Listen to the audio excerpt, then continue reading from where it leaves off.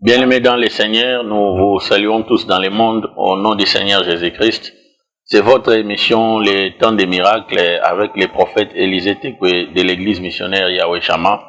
Bien-aimés dans le Seigneur, Dieu nous a fait grâce d'avoir le souffle de vie en ces jours. C'est pourquoi nous devons partager la parole de Dieu, car il est écrit que la parole de Dieu est esprit et vie.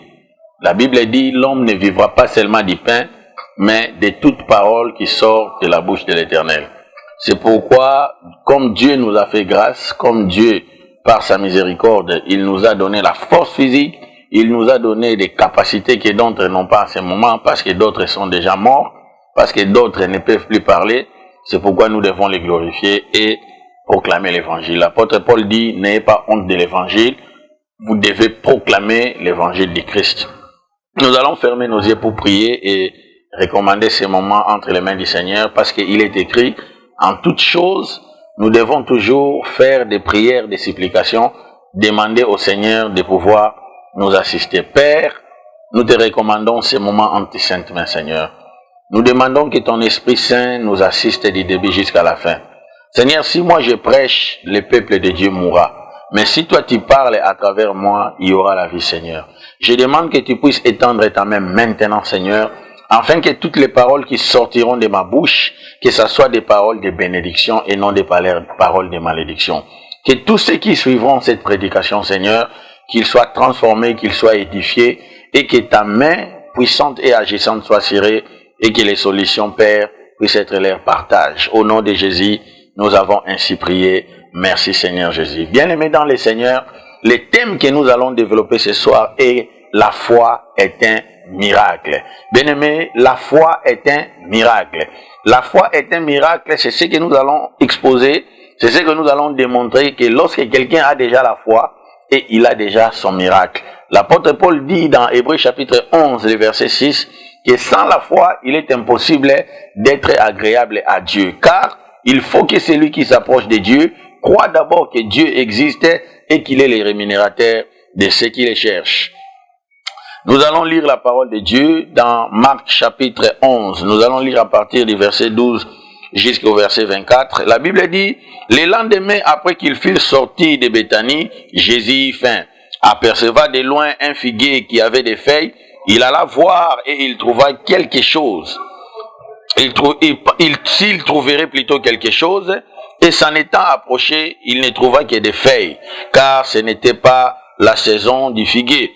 Prenant alors la parole, il dit que jamais personne ne mange de ton fruit. Et ses disciples l'attendirent.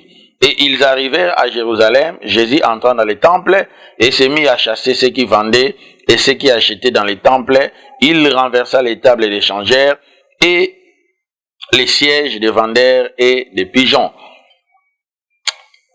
Nous continuons notre lecture. La Bible dit dans Marc toujours chapitre 11, à partir du verset 20, la Bible dit que les matins en passant, les disciples virent que les figuiers étaient séchés jusqu'aux racines. Pierre, se rappelant de ce qui s'était passé, dit, ah Seigneur, Rabbi, regarde les figuiers que tu as maudits à sécher. Jésus prit la parole et leur dit, ayez foi en Dieu, je vous le dis en vérité, si quelqu'un dit à cette montagne, ôte-toi de là et jette-toi dans la mer, et s'il ne doute point à son cœur, mais croit que ce qu'il dit arrive, il le verra s'accomplir. Le verset 24, c'est pourquoi je vous dis, tout ce que vous demanderez en priant, croyez que vous l'avez reçu et vous le verrez s'accomplir. Bien-aimés dans le Seigneur, je suis venu dire à quelqu'un ce soir que la foi est un miracle. Lorsque nous avons lu la parole de Dieu, la Bible dit que Jésus un jour était avec ses apôtres. Ils sont entrés dans la ville de Béthanie. La Bible dit que Jésus avait eu faim. Quand il a eu faim, il a vu un arbre qui était l'arbre du figuier. Il s'est approché. La Bible dit qu'il s'approchait de l'arbre pensant qu'il allait voir un fruit pour manger. Mais la Bible dit que lorsqu'il arriva, l'arbre n'avait pas produit de fruits, parce que ce n'était pas la saison de l'arbre. Et Dieu dit à l'arbre, le Seigneur Jésus parla à l'arbre et il dit que personne ne puisse manger de ton fruit. Et la Bible dit que quand Christ a prononcé cette parole, ils sont partis et rien ne s'était passé. Et lorsqu'ils sont arrivés en Jérusalem, ils ont fait ce qu'ils avaient à faire. Jésus est allé au temple, il a chassé des marchands, il a fait ce qu'il avait à faire. La Bible dit que le lendemain, lorsqu'ils étaient en train de retourner le matin en passant, les disciples virent que les figuiers étaient séchés jusqu'aux racines. Ça, c'est dans Marc chapitre 11, le verset 20. Pierre, se rappelant de ce que le Seigneur avait dit et ce qui s'était passé, il dit, Rabbi, regarde, le figuier que tu avais maudit a séché. Alors Jésus prit la parole et dit à Pierre, mais ayez foi en Dieu. Je vous dis en vérité, si quelqu'un dit à cette montagne, ôte-toi de là et va te jeter dans la mer, et si il ne doute pas en son cœur, mais croit que ce qu'il demande arrive, il le verra s'accomplir. Bien-aimé, tu as la puissance dans ta parole. La Bible dit que Jésus n'avait pas fait des incantations ou des imprécations pour pouvoir maudire l'arbre. Mais la Bible dit qu'il avait parlé à l'arbre. Dieu dit à Abraham, je bénirai celui qui te bénira et je maudirai celui qui te maudira. Et dans la Bible, il est écrit quelque part que tu condamneras toute langue qui s'élèvera contre toi, tu la condamneras. La Bible dit que au commencement était la parole était avec Dieu et la parole était Dieu. La parole d'un enfant de Dieu doit être accompagnée de foi. Il faut que tes paroles soient couvertes par l'onction de la foi. Quand tu demandes quelque chose à Dieu, Dieu doit te le donner, bien-aimé. Mais il faut d'abord avoir foi en Dieu. Parce qu'avoir déjà la foi est un miracle. Jésus, quand il avait maudit les figuiers, la Bible dit que ce n'était pas au même moment que les figuiers avaient séché. La Bible dit qu'ils étaient partis, mais les lendemains maintenant en passant, ce sont les apôtres qui s'étonnaient que comment les figuiers que tu avais maudits hier, aujourd'hui a séché. Je crois que les apôtres se disaient entre eux, mais qu'est-ce que Jésus était en train de parler? Comment cet homme peut parler à l'arbre? L'arbre c'est une plante, l'arbre c'est un végétaux, mais comment lui peut parler à cela? Bien-aimé, la parole a un pouvoir. La parole a une puissance. Les paroles que tu libères a des effets sur le monde physique et sur le monde spirituel. La Bible dit qu'au commencement était la parole. La parole était avec Dieu et la parole est Dieu. La parole c'est Dieu lui-même. Lorsque tu parles avec la foi, tes paroles feront de grandes choses dans le monde spirituel. Peut-être que tu es malade. Tu as le pouvoir de parler à la maladie. Et la maladie quittera ton corps. Tu as le pouvoir de parler aux problèmes qui te dérangent. Et ces problèmes-là te lâchera. Tu as même le pouvoir de maudire un problème, de maudire une maladie, de sécher une maladie, de sécher une situation qui est en train de tourmenter ta vie. Ta parole peut ouvrir des portes. Ta parole peut t'élever. Ta parole peut te bénir. La Bible dit que la mort et la vie sont au pouvoir de la langue. Jésus avait parlé et le figuier était séché. Toi aussi tu peux parler et ta maladie séchera. Toi aussi tu peux parler et tu trouveras le travail. Toi aussi tu peux parler et tu trouveras ton mariage. Toi aussi tu peux parler et tu trouveras tes affaires. Toi aussi tu peux parler et les choses changeront. Bien-aimé dans le Seigneur, la Bible dit que quand Dieu créa le monde, il dit que la lumière soit et la lumière fit. La parole a une puissance. Les choses que tu dis déterminera la réussite dans ta destinée ou l'échec dans ta destinée. Jésus avait maudit les figuiers et les figuiers avaient séché.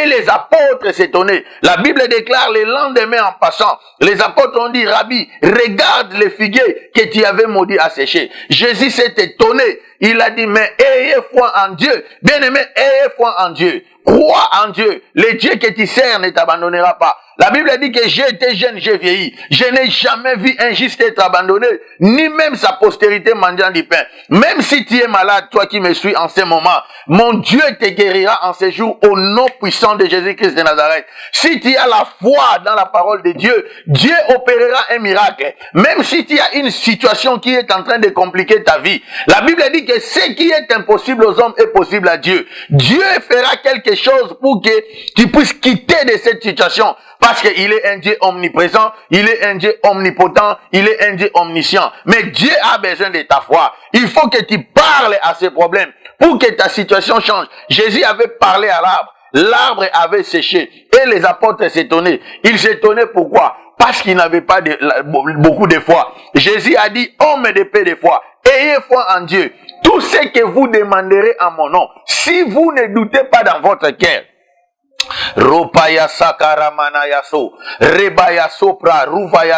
si vous ne doutez pas dans votre cœur et que vous croyez que ce que vous demandez s'accomplit, cela va s'accomplir. Beaucoup de gens, quand ils prient Dieu, ils demandent, mais ils ne croient pas dans leur cœur. Ils commencent à douter. Un des obstacles qui empêche la prière de pouvoir s'accomplir, c'est les doutes. Lorsque vous avez prié, lorsque vous avez demandé quelque chose à Dieu, et que dans votre cœur vous continuez à douter, et que dans votre cœur vous continuez à ne pas croire, sache que la chose que tu as demandé, ta prière a été annulée. Les doutes annulent la prière. Tu dois continuer à croire même si tu ne vois rien. La réalité et la vérité, c'est deux choses différentes. La réalité peut te faire voir que tu es malade. Mais la vérité te dit que si tu es malade, va voir les anciens de l'église et que les anciens puissent prier pour toi en te oignant d'huile au nom du Seigneur. La prière des fois sauvera les malades. Et quand un homme de Dieu prie pour toi et qu'il te oint avec l'huile l'onction, crois seulement que tu as guéri. Même si tu vois que cette maladie persiste, mais crois seulement. Jésus a dit, crois. Et tu verras la gloire de Dieu. Qu'il te soit fait selon ta foi. C'est ta foi qui déclenchera les miracles. C'est ta foi qui fera que tu termines tes études. C'est ta foi qui fera que tu achètes une voiture. C'est ta foi qui fera que tu sois engagé. C'est ta foi qui fera que tu sois la différence de ta famille. C'est ta foi qui fera que les portes qui sont fermées s'ouvrent. Parce que la Bible dit que sans la foi, il est impossible de lui être agréable. Dans Hébreux chapitre 11, le verset 6, il faut que celui qui s'approche de Dieu croit que Dieu existe et qu'il est le rémunérateur de ceux qui le cherchent. La Bible dit que c'est par la foi que Sarah elle-même, dans Hébreux chapitre 11, le verset 11, fut rendue capable d'avoir une postérité parce qu'il avait cru à la fidélité de celui qui avait fait la promesse. La Bible dit, espérant contre toute espérance, Abraham donna gloire à Dieu, malgré que son corps était usé, malgré que sa femme ne pouvait plus allaiter et qu'elle n'avait pas de désir. Mais il crie, il allait toujours vers sa femme, jusqu'à ce que sa femme est devenue enceinte. Bien aimé, je suis venu dire à une personne ce soir, le problème que tu as n'est pas plus grand que Jésus. La maladie que tu as n'est pas plus grand que Jésus. Jésus guérit les sida, Jésus guérit les cancers, Jésus guérit les problèmes, Jésus guérit toute forme de maladie. Parce qu'il a dit dans sa parole, venez à moi avec tous vos fardeaux et moi je vous donnerai du repos. La maladie qui te tracasse, la maladie qui te dérange, c'est ça ton fardeau. Viens à ça avec cette maladie au Seigneur. Le Seigneur étendra sa main pour pouvoir délivrer ta vie, pour pouvoir restaurer ta vie. Tu es allé de médecin en médecin, de docteur en docteur, de maison en maison, des endroits en endroits, mais tu n'as jamais eu la solution. Mais la Bible dit Dieu dit dans sa parole qu'il y avait une femme qui avait fait 12 ans avec une maladie de perte de sang. Mais les jours où il s'est rencontré avec le Seigneur, il avait touché les pans de la robe du Seigneur et il avait obtenu la guérison. Bien aimé, Jésus-Christ est le même. Ce qu'il avait fait hier, il le fait aujourd'hui et il le fera encore. Et il le fera même demain. C'est pourquoi je suis en train de te dire ce soir, ayez la foi en Dieu. Il faut que ta foi puisse pousser Dieu à déclencher un miracle pour toi. Parce que la foi, c'est déjà un miracle. Avoir la foi, tu as déjà les miracles. Jésus avait parlé et il était parti. Mais le lendemain, les gens ont vu la chose qu'il avait dit s'est accomplie.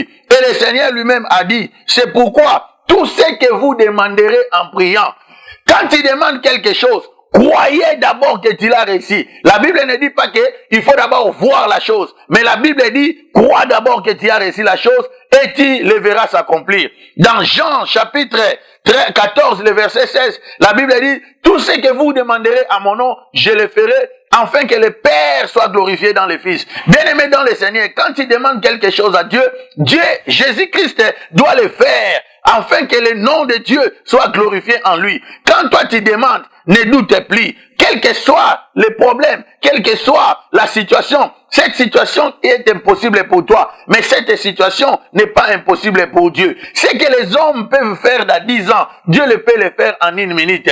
Là où les hommes peuvent se perdre, Dieu peut retrouver la chose qu'ils cherchent en 1 seconde. Dieu n'est pas un homme pour mentir. La Bible dit, ni un fils de l'homme pour se repentir. S'il a dit quelque chose, il le fera. C'est lui qui est le Tout-Puissant. C'est lui qui est le Dieu omnipotent. C'est lui qui est le Dieu omniscient. C'est lui qui est le créateur de toutes choses. C'est lui qui est l'arbre de vie. C'est lui qui est l'arche de l'alliance. C'est lui qui est la manne cachée. Il ne change pas. Il n'y a pas de solution en dehors du Seigneur Jésus. Si tu as un problème qui te tracasse, toi qui me suis en ce moment, confie-toi au Seigneur. La Bible dit, lorsque tu tournes ton regard vers lui, ton visage sera toujours rayonnant de joie. Où est-ce que tu tournes ton regard? Tu tournes ton regard vers tes relations, tu tournes ton regard vers ton oncle, tu tournes ton regard vers tes amis. C'est pourquoi tu es déçu. Parce que la Bible dit, le secours de l'homme n'est que vanité.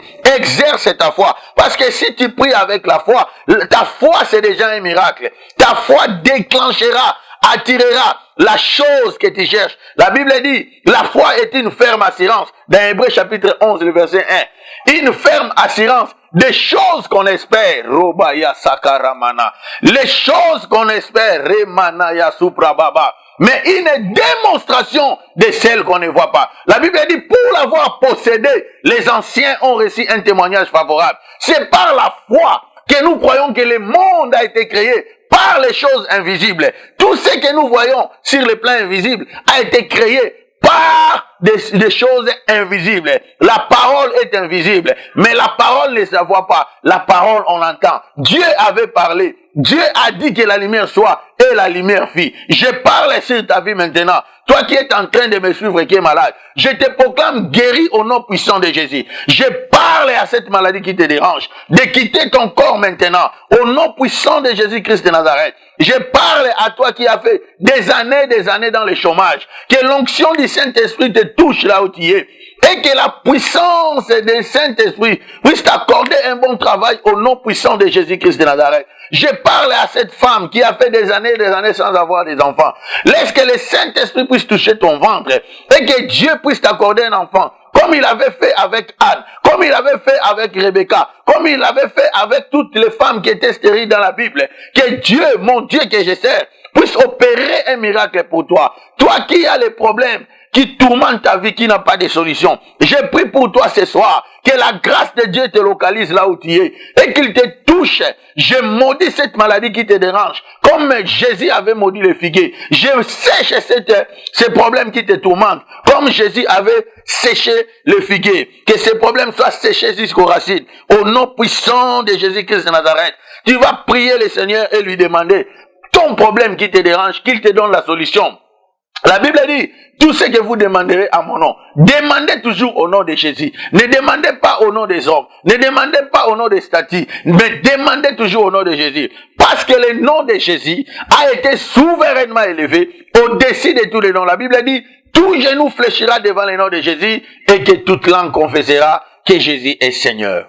Laisse que mon Dieu puisse te bénir à cause de ce message. Sache que la foi est déjà un miracle. Si tu as la foi, tu as déjà ton miracle. Parce que c'est la foi en Dieu qui déclenche le miracle. Les centeniers romains avaient dit au Seigneur, Seigneur, il n'est pas important que tu viennes dans ma maison, mais dis seulement un mot et mon serviteur sera guéri. Et Jésus a dit qu'il soit guéri et il était guéri. La Bible dit, un lépreux s'approcha de Christ et dit, Seigneur, si tu veux, tu peux me rendre pire. Jésus a dit, oui, je le veux. Et les lépreux étaient purifiés. Et toi, ce soir, je veux que l'Éternel puisse te donner la solution à ton problème. Si tu as la foi, toi qui suis ce message, Dieu touchera ta vie maintenant et restaurera la chose qui est en train de tourmenter ta vie. Tous ceux qui ne marchent pas vont commencer à marcher maintenant. Toute malédiction qui pèse sur toi, je enlève et je maudis cette malédiction et je les sèche au nom du Seigneur Jésus-Christ. Que la puissance du Saint-Esprit qui a ressuscité Christ d'entre les morts puisse te toucher maintenant et t'accorder la solution à ton problème. Laisse que mon Dieu vous bénisse et que la paix et sa grâce qui surpasse toutes choses soit avec vous. C'était votre émission Les Temps des Miracles avec les prophètes Élisée Tekwe de l'église missionnaire Yahweh Shammah. Nous vous invitons tous à venir assister à nos cultes et à venir suivre les enseignements. L'adresse de l'église, c'est avenue Koutou numéro 32, commune de Kalam, quartier Yolo Nord. Vous demandez, quand vous êtes sur Bongolo, l'hôpital Akram qui est la référence. Après, vous allez poser la question qu'on vous montre, avenue Koutou numéro 32, où se trouve l'église missionnaire Yahweh Shama. Je veux que la personne qui me suit maintenant, si tu n'as pas encore reçu Jésus-Christ comme Seigneur et Sauveur, à tous ceux qui l'ont reçu et ont cru en lui, il les a donné le pouvoir de devenir enfants de Dieu. Qui peut demander à Dieu au nom de Jésus? C'est celui qui a accepté Christ comme Seigneur et Sauveur. Tu vas répéter cette prière. Seigneur Jésus-Christ, je te donne ma vie, je te reçois comme mon Seigneur et comme mon Sauveur.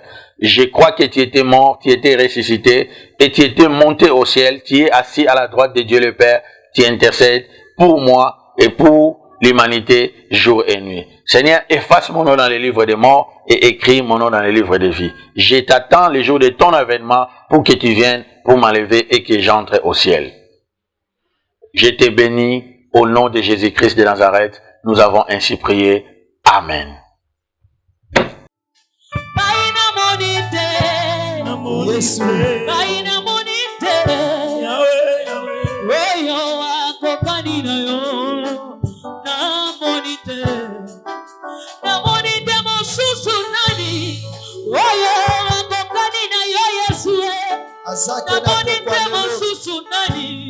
Oya ko batelanga lokola yo.